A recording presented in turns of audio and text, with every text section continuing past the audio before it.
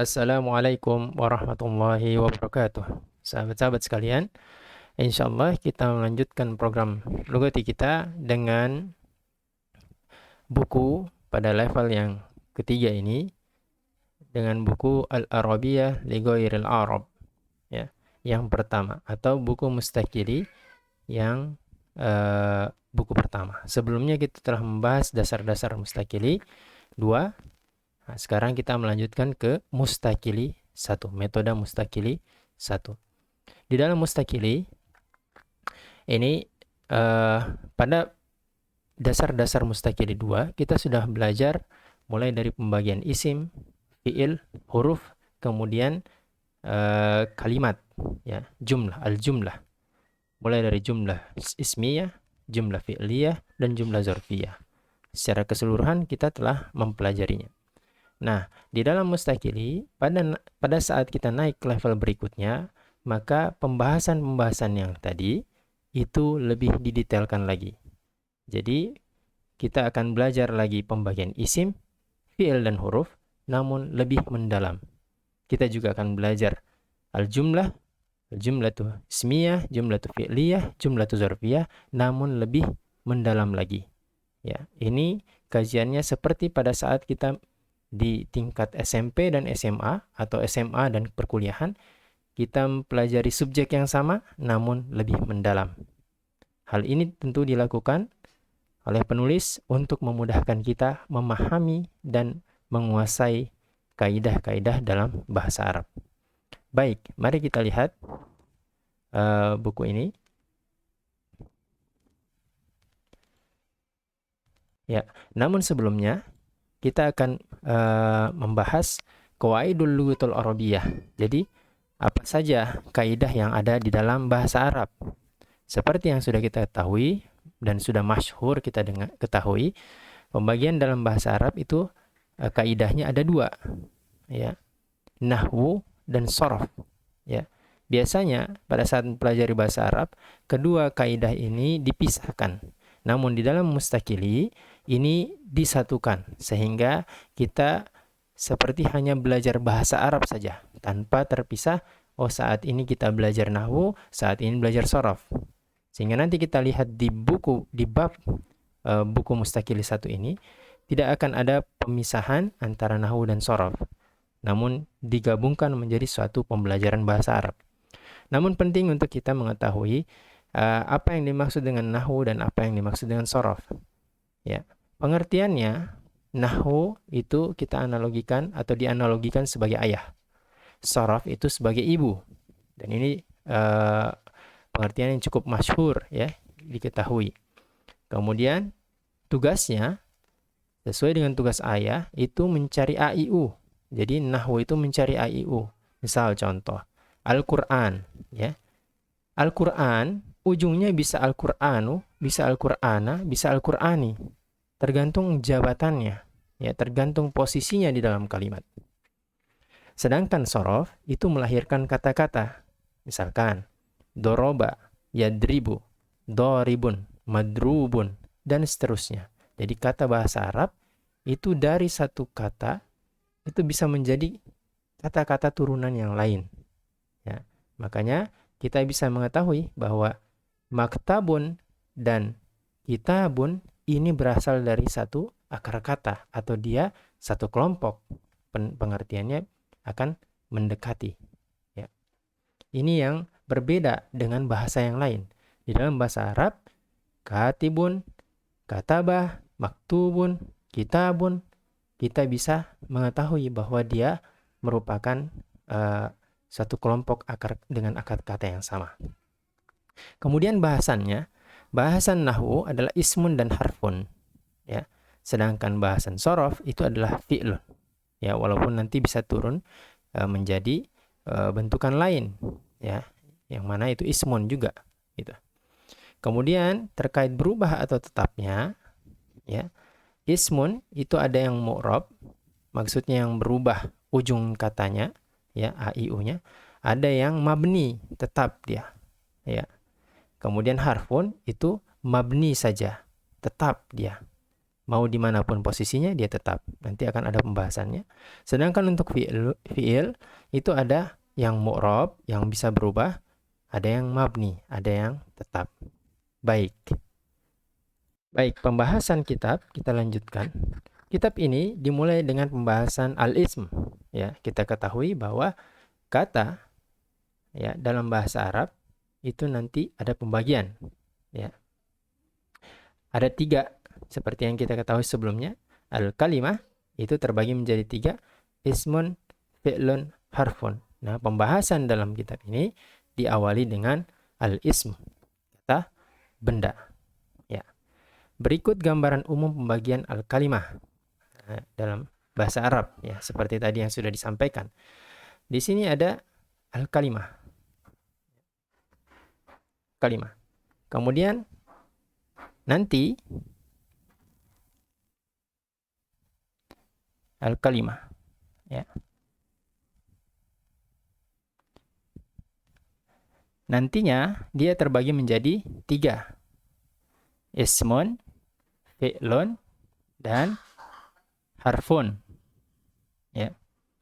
Nah, ismun itu ada ciri-cirinya, ya, sehingga untuk mengetahui di dalam kalimat pada saat kita membaca tulisan yang tidak berharokat, maka kita bisa mengetahui apakah dia ini isim, fi'il, atau huruf.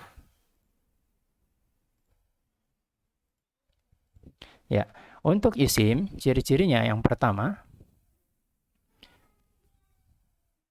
itu adalah menggunakan alif lam. Ya, menggunakan alif lam. Jadi, kalau ada alif lam di depan, maka kita bisa pastikan dia adalah isim. Ya, misalkan al-baitu. Kemudian, kalau tidak ada ciri yang kedua adalah tanwin. Ya, jadi kalau tidak ada alif lam, tapi ada terlihat muncul tanwin di ujungnya, maka dia bisa dipastikan itu adalah isim. Contoh baitun. Ya, dan kita ketahui tidak boleh bergabung antara alif lam dan tanwin dalam satu kata. Ya, tidak boleh al-baitun. Ya. Kemudian ciri yang ketiga adalah didahului harfu jar atau zorful makan. Ya, huruf jar, min, ila, an, ala, dan seterusnya. Atau dia dahului harfu zorful makan. Ya, amama, waro'ah, tahta, janiban, dan seterusnya. Ya. Kemudian yang keempat itu adalah diakhiri kasroh. Nah, jadi isim itu pada saat diakhiri kasroh itu adalah isim. Contoh Rabbi. Ya. Kemudian yang kelima itu adalah diakhiri alif nun atau waw nun atau ya nun, tapi tidak diawali a, nita, ya, nun, ya, dan ta. Nah, huruf-huruf ini yang mengawali fi'il mudhari. Kemudian yang keenam itu adalah al-idhofah, kata majmuk. Ya, al-idhofah itu terdiri dari isim plus isim. Ya. Isim yang pertama itu ada syaratnya 3. Yang pertama tidak boleh alif lam, tidak boleh tanwin, dan tidak boleh ada nun apabila jamak atau bentuk musanna. Ya. Sedangkan yang isim kedua syaratnya hanya 1, harus i, ya, harus majrur, ya. Kemudian yang ketujuh ini adalah harfun la nafiyah lil jinsi, ya. Harfun la nafiyah lil jinsi cirinya. Misalkan la ilaha, ya. Jadi la nafiyah, ya, tidak ada Tuhan, tidak ada ilah. Ya. Kemudian yang ke-8 adalah harfun nida. Ya, contoh ya, ayu, ya. Ayya, ya. Ya. Misalkan ya ustaz dan seterusnya. Nah, ini termasuk dalam harfun nida. Apabila diawali harfun nida, maka dia termasuk isim. Kemudian kita masuk ke bahasan fi'il. Nah, sebelumnya hafalan kata mufradat isim itu adalah di halaman 4 sampai 15. Ya. Kemudian pembagian fi'il, ciri-cirinya adalah yang pertama itu adalah diawali qad, ya. Qad. bisa dia sebagai takkid atau sebagai taklil. Takkid artinya sungguh-sungguh, ya, sungguh-sungguh. Taklil artinya kadang-kadang. Kapan dia sungguh-sungguh? Pada saat dia bersambung dengan fi'il madi, ya. Seperti ini. Qad, kemudian fi'il madi, maka artinya sungguh-sungguh. Qad qara'tu, ya, sungguh-sungguh saya membaca. Ya. Nah, tapi kalau bersambung dengan fi'il mudhari, maka artinya kadang-kadang. Misalkan qad aqra'u, kadang-kadang saya membaca. Baik. Jadi yang kedua itu adalah diawali sa. Ya, kita sambungkan dengan yang setelahnya. Yang ketiga, saufa. Ini artinya sama, akan. Sa dan saufa artinya akan. Namun yang sa jika disambungkan dengan fi'il mudhari itu artinya akan yang segera akan terjadi.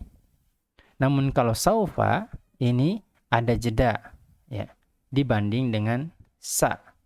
Saya lamuna, ya. Saufa ta'lamuna. Ya.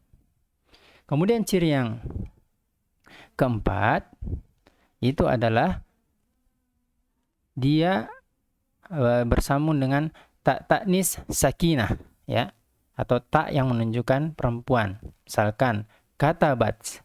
Nah, tak di ujung itu menunjukkan bahwa dia adalah fi'il. Itu untuk fi'il. Sedangkan untuk huruf pembahasan sebelumnya hafalannya ada di halaman 16 sampai 18. Sedangkan untuk bahasan yang ketiga, ya, huruf kata bantu ini tidak ada cirinya. Tidak ada cirinya. Dan dia dibahas di halaman hafalannya itu di halaman 20-21. Ya.